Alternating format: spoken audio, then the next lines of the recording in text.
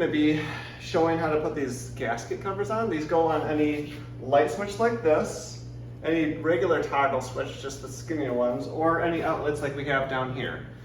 All of these have different punch outs that you can do to do the various things. So we're going to be putting it on this outlet down there, and so I just tear off the applicable punch outs.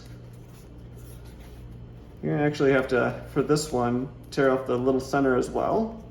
And then right around here. Careful not to tear the other ones. If you do a little bit, it's not a big deal. And then tear off the gasket itself.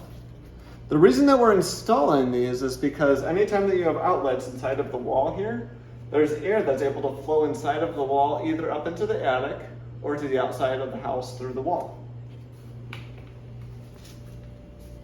First thing that we want to do before we do this outlet is we want to make sure that the power is off on the outlet. So we've already done that, gone to the main breaker of the house and turned off the bank for this outlet. Next thing that we're going to do is we're just going to unscrew the screw on the plate.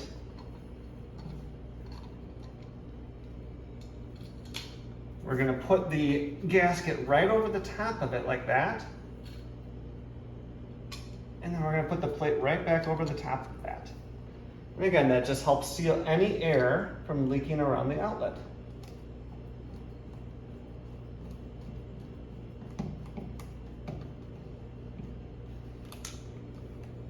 The same process would be followed if you're going to do any of these light switches or anything else in the house.